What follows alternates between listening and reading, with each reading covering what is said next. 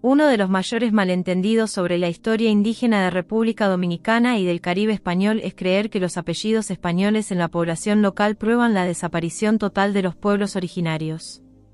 En realidad, gran parte de la población indígena sobreviviente terminó incorporándose a la sociedad dominicana temprana y adoptando nombres europeos mediante procesos religiosos, legales y sociales.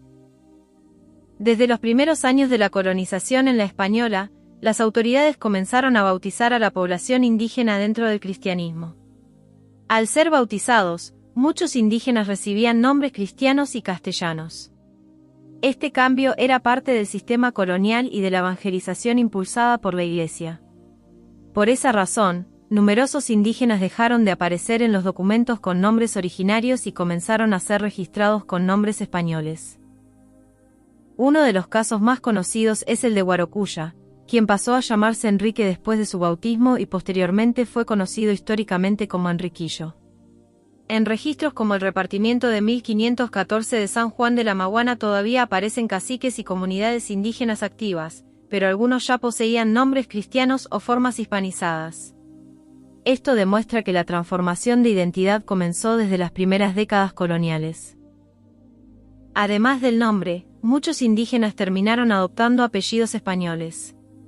Esto ocurrió por múltiples razones, como por ejemplo recibir el apellido del encomendero, tomar el apellido del padrino de bautismo. Muchas veces fueron registrados administrativamente bajo nombres castellanos y sus descendientes adoptaban apellidos comunes de la sociedad colonial.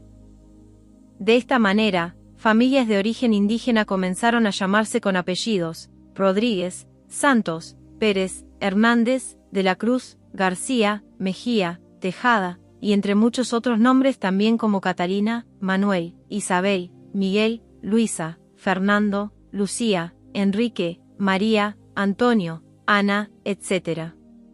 Con el paso de las generaciones, esas familias ya no eran registradas como indios, sino como mestizos, vecinos, pardos, campesinos, españoles pobres, o simplemente habitantes comunes de la colonia. Este proceso es conocido por algunos historiadores como desindianización administrativa, donde lo indígena desaparecía en los documentos oficiales, aunque muchos de sus descendientes continuaban existiendo biológicamente dentro de la población mestiza. La evidencia histórica demuestra que en el Caribe español las categorías raciales y culturales fueron cambiando rápidamente debido al mestizaje. A diferencia de otras regiones de América donde sobrevivieron grandes comunidades indígenas separadas y organizadas, en la española gran parte de la población originaria terminó mezclándose con europeos y africanos dentro de la nueva sociedad colonial, dando como resultado lo que es hoy el pueblo llamado dominicano, el pueblo más antiguo del Nuevo Mundo poscolonial, ya que fueron los primeros en formarse tras el contacto indígena europeo en las Américas. Por esa razón, hoy la mayoría de los dominicanos posee nombres y apellidos españoles, aunque muchos conserven parte de ascendencia indígena antillana. El apellido refleja principalmente el sistema legal, religioso y administrativo español, no necesariamente un origen europeo puro. Este fenómeno no ocurrió solamente en República Dominicana. En casi toda Hispanoamérica, millones de personas indígenas o mestizas terminaron utilizando apellidos españoles como resultado de bautismos cristianos. Registros civiles coloniales, integración social, cultura y reorganización política de las comunidades indígenas. Incluso investigaciones históricas sobre el Caribe colonial muestran cómo la documentación española tendía a hispanizar nombres y hacer menos visible el origen étnico de muchas personas. En numerosos casos, individuos de distintos orígenes terminaban apareciendo en los registros con nombres completamente castellanos siendo indígenas o, en nuestro caso, taínos. La genética moderna también ha contribuido a revisar la antigua narrativa de extinción total.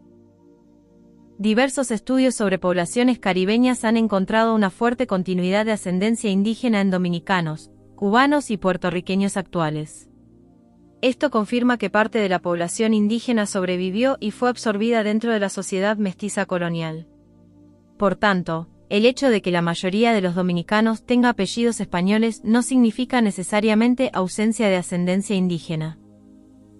Más bien refleja cómo funcionó el sistema colonial español, donde se transformó administrativamente a las poblaciones originarias hasta integrarlas dentro de una nueva identidad hispano-caribeña mestiza.